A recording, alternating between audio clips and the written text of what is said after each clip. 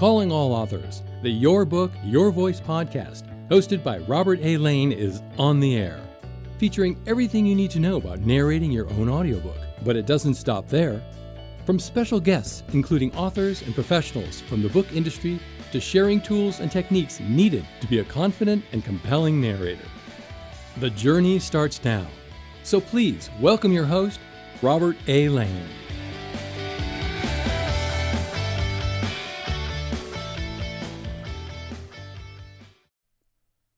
Glad you're here.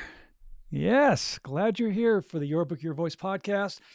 Got a great topic for you today. We're going to talk about metrics. We're talking about audiobook metric misconceptions, and I call it vanity misconceptions for a reason.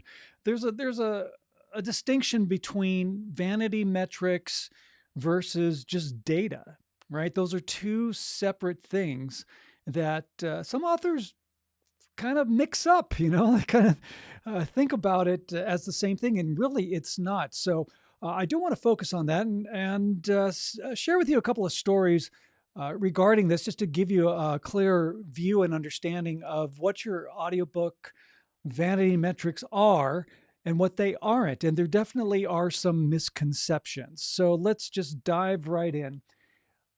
Vanity misconceptions. Okay, so as an author brand, some people look at likes, follows, subscribers, downloads of podcasts. There's a variety of things. These are vanity metrics. And if you're just looking at these metrics as the only thing that is moving your business forward, you're looking at the wrong thing. Okay. So you don't need to have 100,000 followers on LinkedIn or YouTube or Instagram or Facebook or any other social media platform to consider yourself a successful author and a successful author brand, having a successful product, being your ebook, your paperback, your hardcover, and your audiobook. Okay.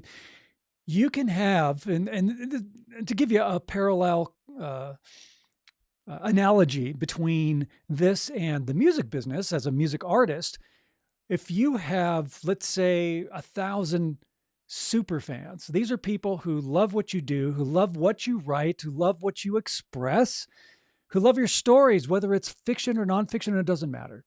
They love what you are doing and what you are saying, and they really are super fans. They can't wait for your next book to come out. They want to hear your next audiobook because they want to hear you narrate and tell your story. That's super, super important. And all you need really are those 1,000 super fans, because they will support you and be with you every step of the way. Versus having, let's say, 100,000 followers, yet you don't have much engagement. If let's say you do a social media post, or you post something on YouTube or your website or wherever it is, okay? And you post it and you have 100,000 followers, yet maybe you get one or two people engaging in that post. That really skews that metric. So having a ton of followers is a vanity metric, because that isn't what's going to define the success of your business. Okay. People are successful with businesses that may seem like they have small followings, but they don't, because their businesses are successful. They're making money at it. And the people that are following them and the people that do support these other authors, or really any other business that you have, those are the people that matter. And those are the people that are supporting your business. So when you're thinking about your metrics, those aren't data metrics. Those are vanity metrics. How many followers do you have? I was talking to an author the other, I guess it was not too long ago, and he wanted to see about becoming a guest on the podcast. Now, if you are an author and you got a published book and you want to be a guest on my podcast, awesome. I'd love to talk to you about it. You can always reach out to me at robertlanecoaching.com, fill out the contact form, and let me know. I'd love to hear from you and get you on the show. Let's talk about your book. Let's promote your book. Let's promote your author brand and business. That's a beautiful thing. Anyway, so we were talking about that. And he was like, well, how many downloads do you have? How many followers do you have? This, and that, and the other. And I'm like saying to him, look, I could have, people downloading this podcast. I could have, 1,000 people, 2,000 people, 10,000 people, or even 300 people. It doesn't matter. Those are vanity metrics. And those are the metrics I don't really look at, only because those are just numbers. That doesn't mean that that they're actually going to purchase my products, my book or my audiobook coaching program that I teach, or enroll in that. As an author, that doesn't mean that if somebody downloads, if you have 1,000 downloads of your podcast, that those people are going to buy your book. Now, of course, it helps, and those metrics, I'm not saying throw those metrics away. It's good to see, but you can't base your business on vanity metrics. Okay, that's the misconception. It's not about how many followers you have. It's all about how much business you're able to generate as an author brand, and selling your book and getting it in the hands and eyes and ears of the people who really love and appreciate what you do and really are into the stories that you tell. That's what's really, really, really important. Okay. Here's another story I want to share with you. I talked to, this was quite a while ago, some guy on LinkedIn, and I'd reached out to him. I saw he had a book, he had 1 or 2 books, maybe, I don't remember. But anyway, I was like, you should, because he didn't have audiobooks yet. I'm like, this is what I do. This is what I do. I help authors narrate their own audiobooks. And I explained what I do and said, you got, this thing. I don't know if it was like a speaking coach or something, whatever he was. And I said, you really should narrate your own audiobook and put it out there in your own voice. And his response was, oh, well, that's just a vanity play. Why should I narrate my own audiobook? That's just a vanity play. And it's like, wow. What's really funny, and it was both hypocritical and funny. He's like, I'll have someone else narrate my book. Why would I? That's just a vanity thing. That's just an ego stroke. But oh man, but I'm a speaker, and I don't, people want to hear me speak, and I pull in, 20,000 people at a speaking engagement, blah, blah, blah, and he's like touting his ego and touting his own vanity, yet he won't narrate his own audiobook. It's so funny because that's so hypocritical. And he completely missed the mark, because the point of you narrating your own audiobook is that it is your story. It's not a vanity thing. It's you who put your blood, sweat, and tears in writing and publishing a book, and now you're going to turn it into an audiobook that you are narrating because it is your story. Because there isn't anybody on this planet that can narrate it better than you, because they did not live your experience, especially for nonfiction. If you wrote a memoir or you're telling a story or a personal experience, you lived the experience, not some other narrator, definitely not AI. And so this whole ego attitude that this guy had is like, oh, this is ridiculous. He's so into himself about being a speaker, yet he thinks it's a vanity play to not narrate his own audiobook. Completely missing the point. It is so important for you to narrate your own audiobook, and I'm going to hit this home again, that it is your story. No one can tell your story better than you. I've said this a million times, and I will say it a million times more. And I am a huge advocate about nonfiction authors, especially narrating your own audiobook, because it is your story. No one can tell your story better than you. It's your story. You need to express it the way you want it meant to be heard. That's what's so important. You need it to be out there in your voice so people can hear you tell your story from the source, from first person, from the person who's actually experienced the story that you've wrote about and published in your book. Very, very important, because that is part of who you are as an author and part of you being an author brand. And this is where that speaker author guy completely missed the mark, completely missed it. It is your story. It is part of your author brand. Your voice is part of what makes you, you. This is who you are. Always remember that your author brand is everything that encompasses who you are. Everything. The way you were brought up, your belief systems, your morals, your values, your sense of humor, your personality, all of these things that make up the person that you are, that's your author brand. And especially your voice. This is why it's so crucial for you to narrate your own audiobook. So again, follows, downloads, those kind of metrics, those are vanity metrics. Okay? But narrating your own audiobook, that is not a vanity metric. That is not an ego thing. That is you telling your story in your voice, in first person, coming from the source, the way it was meant to be told, and the way that you want it to be heard. Narrators are great, right? Audiobook narrators, professional narrators will do a great job technically. But guess what? There's the disconnect. There's the disconnect because they didn't live your story. You did. You're the person who wrote and lived and breathed and experienced what you have written about, not another narrator.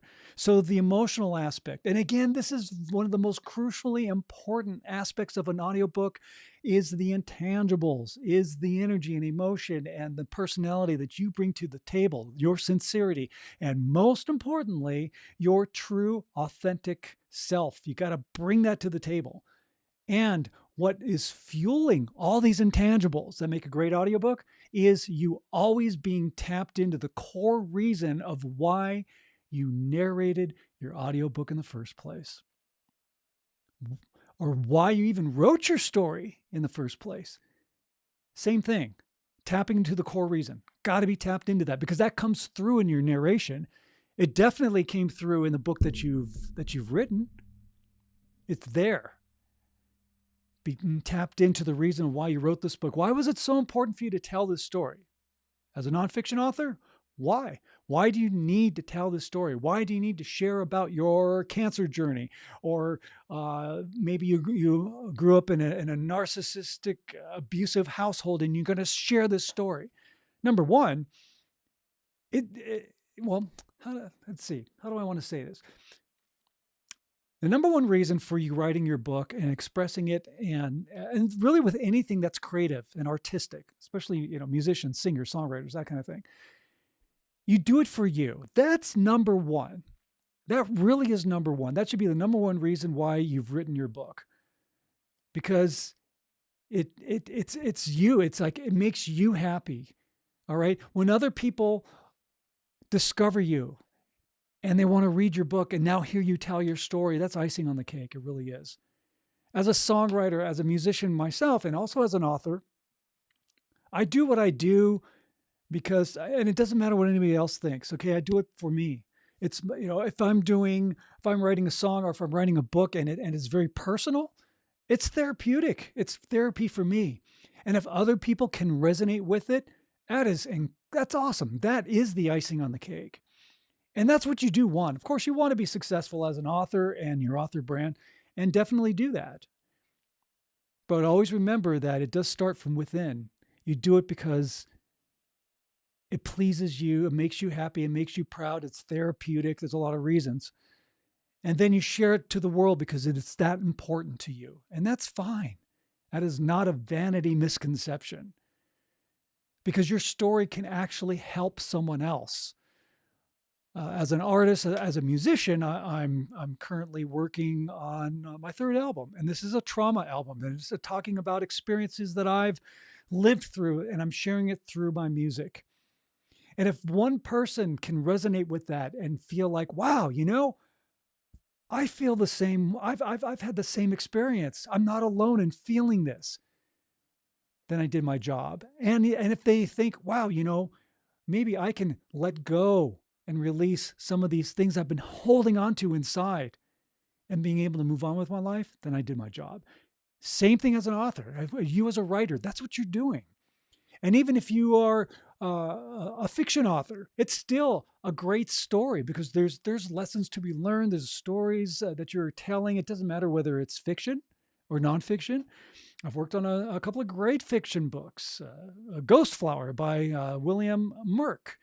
is a great book, time travel book. It's fun, it's great, but there are lessons in there to learn and things that you can take away from it. It's a really, really good book. So check it out, by the way.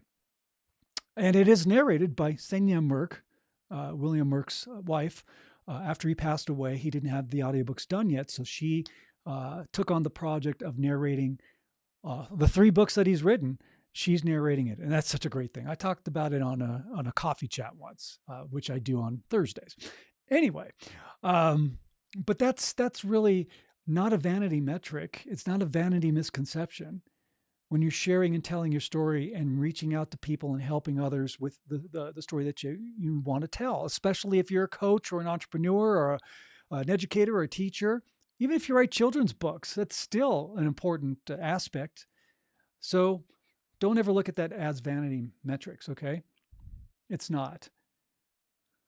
Now, numbers, okay. Let's define between a vanity metric and data, okay? Vanity metrics, how many followers do you have? Doesn't really matter, okay? Because if you're selling your product and you're reaching the people that you need to reach, and you're creating those super fans who love your book and love your audiobook, and they can't wait to purchase the next book that you write and publish and the next audiobook that you record, great. You don't need a ton of people. You can still have a viable business.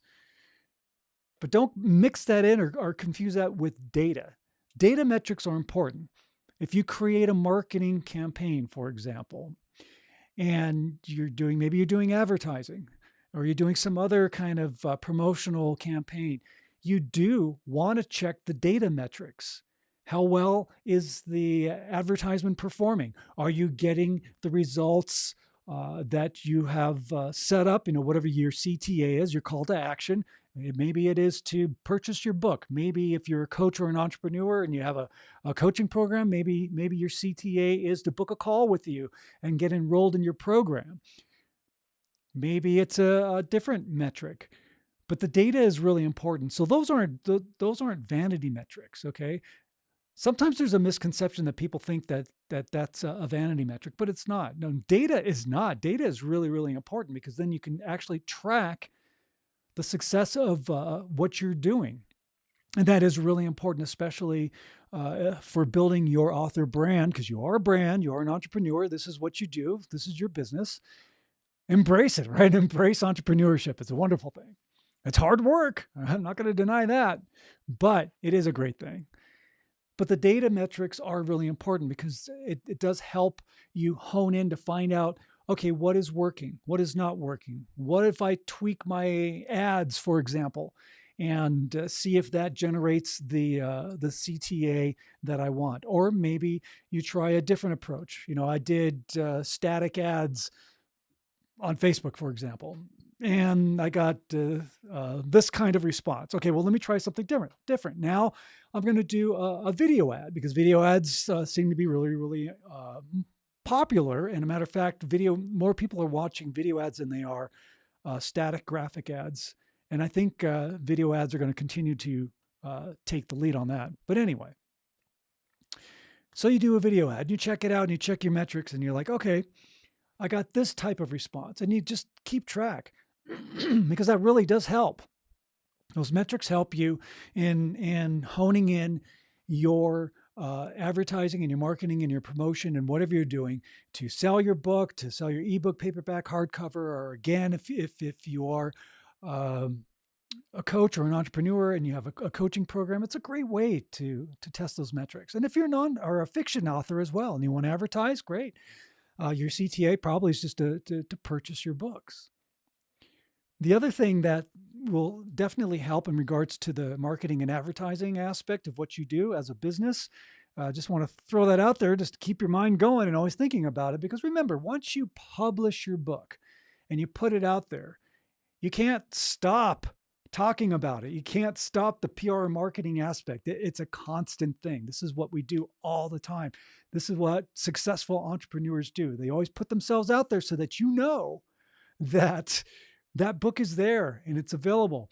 An author I worked with, Raylan Van Oort, who wrote a book called From Shit to Sunshine, and a great nonfiction memoir of how she was pulled into a religious cult, and the stories and the abuse, verbal and physical abuse, that happened to her in that story. Wow, it's intense.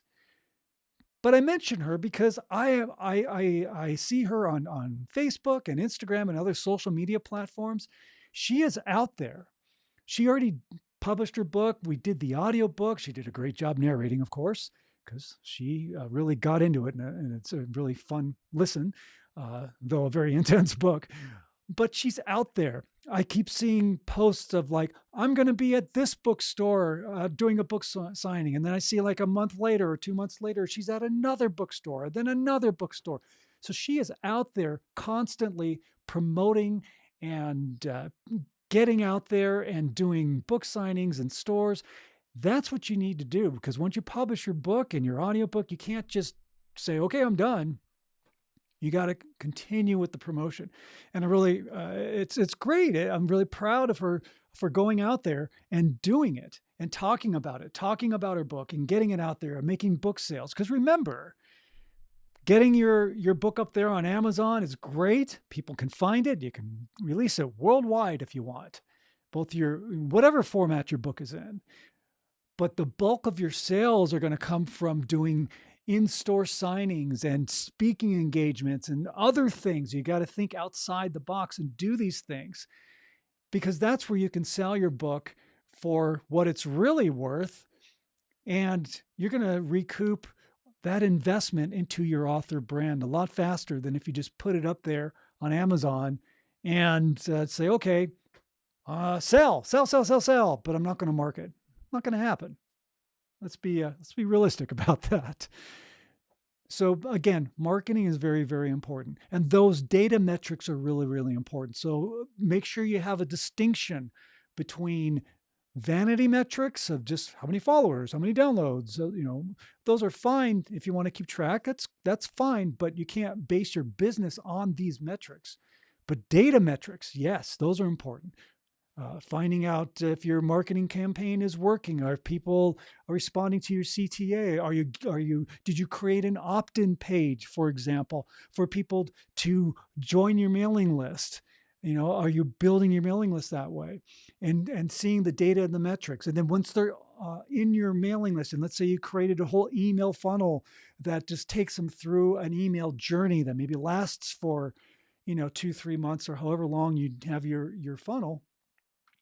You can track how many people are receiving it, how many people are opening it, how many people are reading it, how many people are clicking on the links that maybe I have inside these emails that I'm sending to my fans and my followers.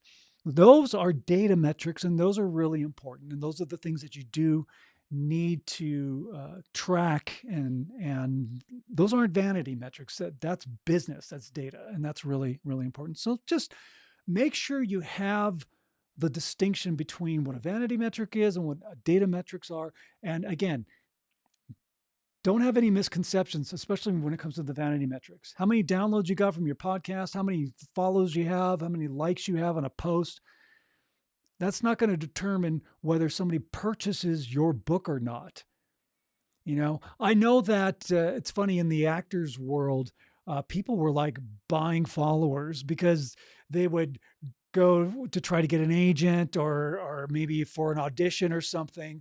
And they would say, look how many followers I have. But then when you look at the interaction and the engagement, it's like, I got 200,000 followers on my Instagram, yet I only got 5 people engaging in my post.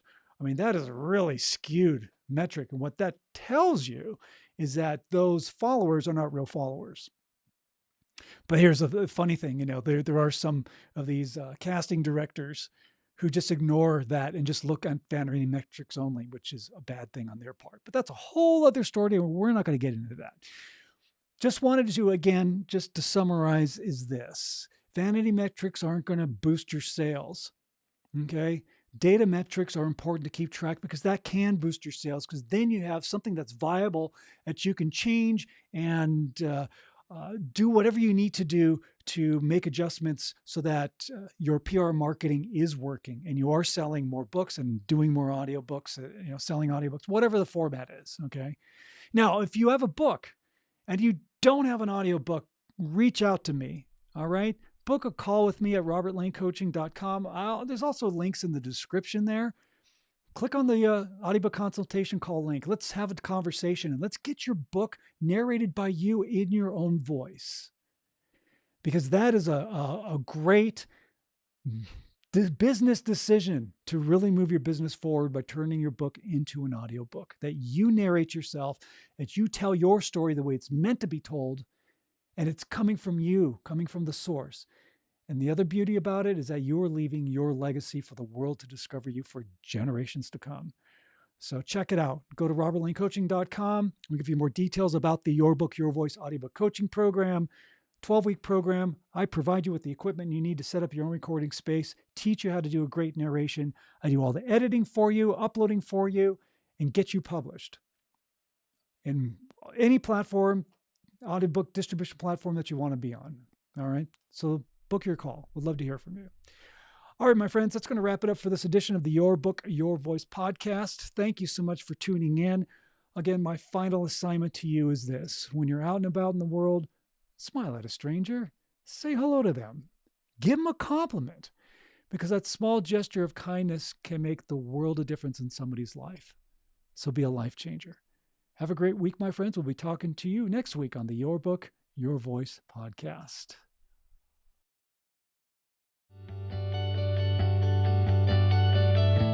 This has been Your Book, Your Voice with host Robert A. Lane. Tune in each week for another powerful and informative episode.